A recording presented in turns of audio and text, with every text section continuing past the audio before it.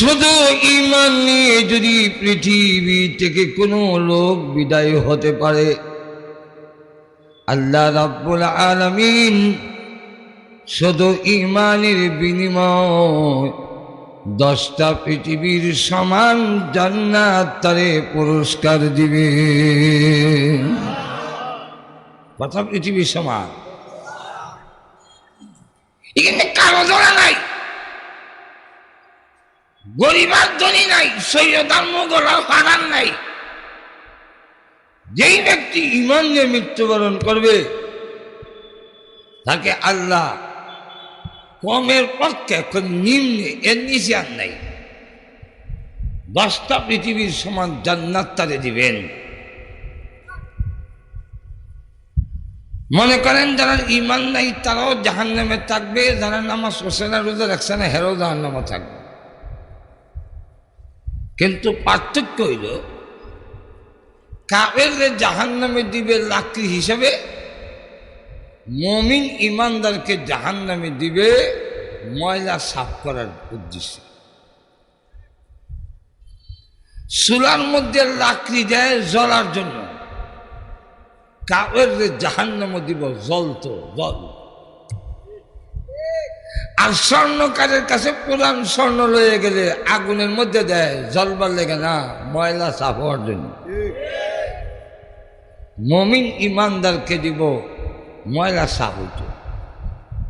এই কারণে যেই কাফেররা জাহান্নামে দিব লাকড়ি হিসাবে, তারা জাহান্নামের শাস্তি আর দুঃখ কষ্ট মুসিবত পাইয়া তারা দূরে দূরে চিৎকার দিব, গাদার লাগান। আল্লাহ কুরআনে বলে, লাকুম ফিহা জাফিরুন ওয়া শাহীক।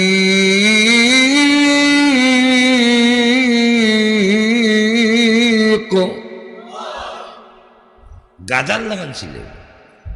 আর মুমিন গুনাহগার, সে জাহান্নামের মিঠে মাইর খাইয়া কানবার করব, ইয়া হান্নান ইয়া মান্নান।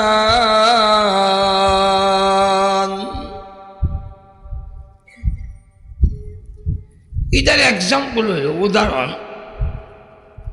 আমরা দেশে দেখবেন মার কাজে ডিস্টার্ব করলে বাচ্চারে তাপড় দিয়ে ফিদের মধ্যে একটা কিল দিয়ে দূরে বয়ে দেয়, এখানে বয়ে থাক। কোনো বাচ্চা আছে কিল খাইয়া তাপড় খাইয়া কান দেওয়ার কয়, হ্যাঁ আমার গালটা বানালে যায়, আমার মিটটা ভেঙে যায়, মা জব দে না চায়ও না। আর কোন বাচ্চা আছে কান দেওয়ার কয়, আম্মা গো আম্মা, আম্মা গো। ঠিক নেই, দেখবেন মা শত কাজ থাকলেও মাঝে মাঝে জবাব দেয়, এই সিরিয়াস করে এত কয়, আমি চিল্লাই তোমার কি হয়েছে? মা জবাব দেয়, আম্মা গো ডাক্তার আমার দয়ার মধ্যে ধাক্কা লাগে বেটা।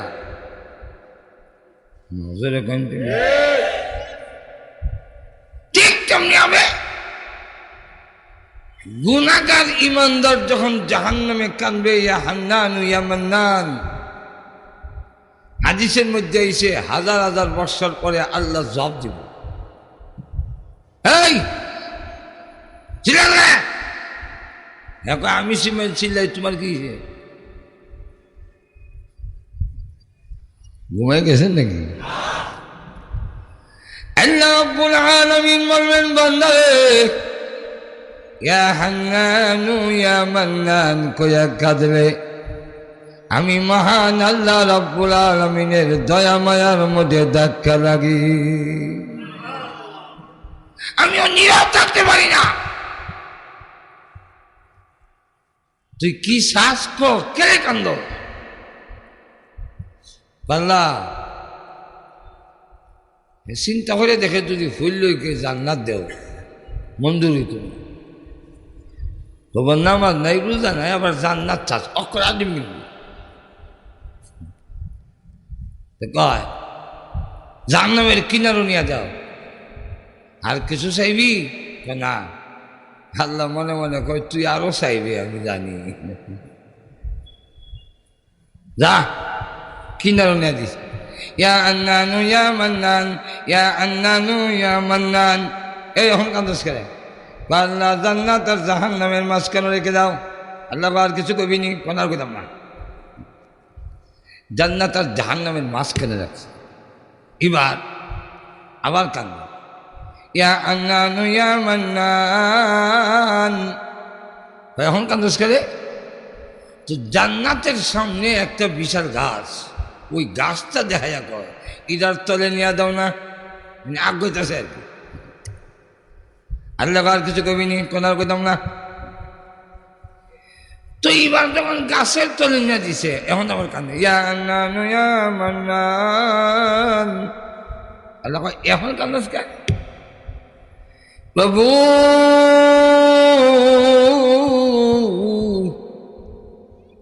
দুনিয়াতে বড় লোক যারা ছিল, বড় লোকের একটা বাড়ি থাকে না, অনেকগুলো বাড়ি থাকে।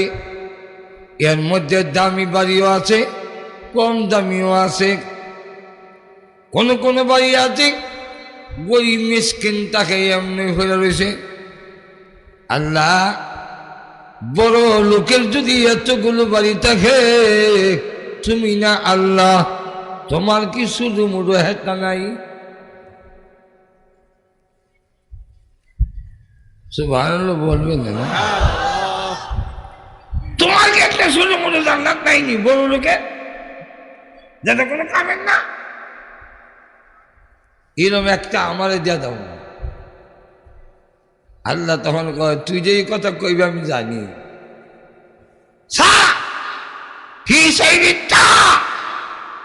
তুই যা চাইবে তার চাইতে 10 গুণ বাড়াইয়া দেব।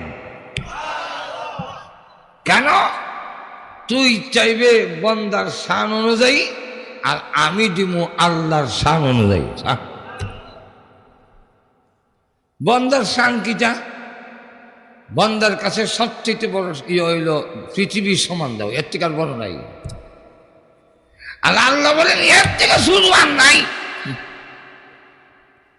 তাই আল্লাহ পাক ওই ইমানের বিনিময় তাকে যে জান্নাতটা দিবে সেটা হবে পৃথিবীর 10টা পৃথিবীর সমান। তাই ইমানের কারণে একজন মুমিনের ইজ্জত বাড়লো না কমলো? আপনি ধরে বলেন।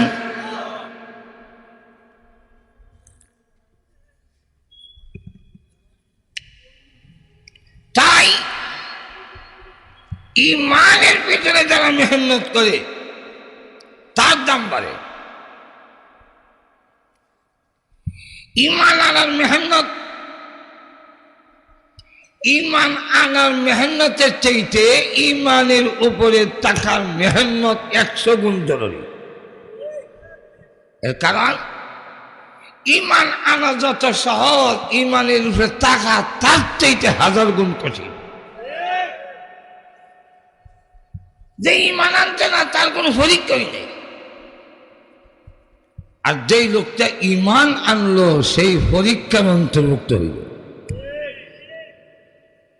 যেই ছাত্র স্কুল কলেজে ভর্তি হইল না, মাদ্রাসা ভর্তি হইল না, তার তো পরীক্ষার কোনো প্রশ্নই আসে না। যেরকম ঠিক কিনা? যেই লোকটা ইমান আনে নাই তার পরীক্ষা হবে, প্রশ্নই আসে না। এই কারণে আল্লাহ পাক কোরআনে বলেন আ'আসিবান নাস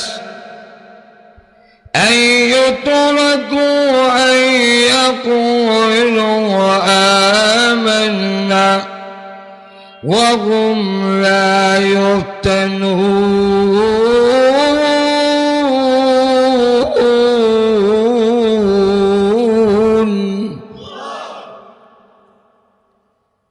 ঈমান আনছি কথা বললেই আমি ছেড়ে দিব না, আমি তোমাদের পরীক্ষা নেব। পরীক্ষা নিবেন ইমানদারকে।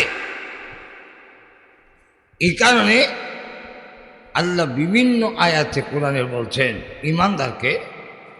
এর মধ্যে এক আয়াত হইল ইয়া আইয়ুহাল্লাযীনা আমানু আমিনু বিল্লাহি ওয়া রাসূলি, হে ঈমানদাররা তোমরা আল্লাহ এবং রসুলের প্রতি ঈমান আনো। ঈমানদাররা আবার ঈমান আনে কেমনে? অন্য আয়াতে বলেন ইয়া আইয়ুহাল্লাযীনা আমানু হাল আদুল্লুকুম আলা তিজারা তুনজিকুম মিন আযাবিন আলীম।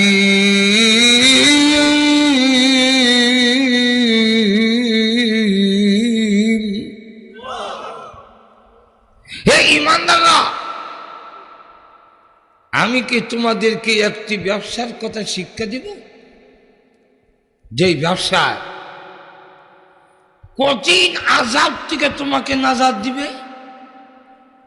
এই কথাটা বলতেছেন ঈমানদারকে। তো ঈমানদারকে তো এমন একটা ব্যবসা শিক্ষা দেওয়ার দরকার যেটা ঈমান আনার বাহিরে। কিন্তু আল্লাহ ব্যবসার কথা বলতে গিয়ে বলেন তুমিনুনা বিল্লাহি ওয়া রাসূলি,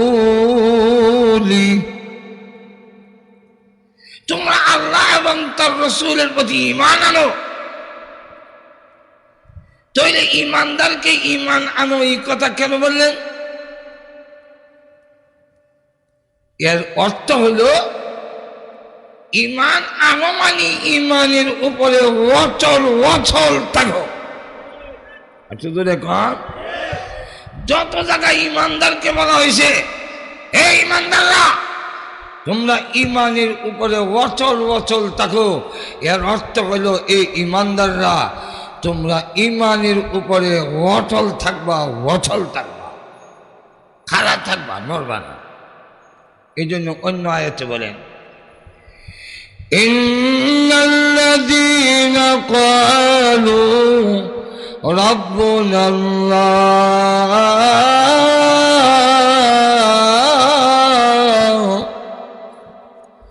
সুম্মা ইসতাকামু,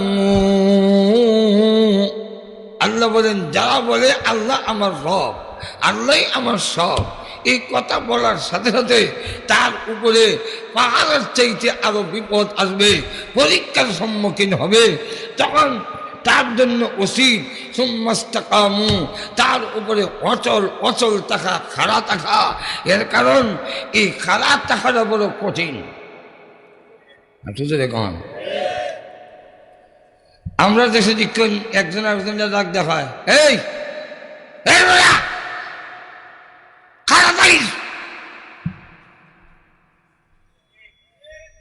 খাড়া তাগিসের অর্থ হইল তুই খাড়া তাগিস, তোর উপরে ঠাড়াইতেছে খাড়া তাগিস।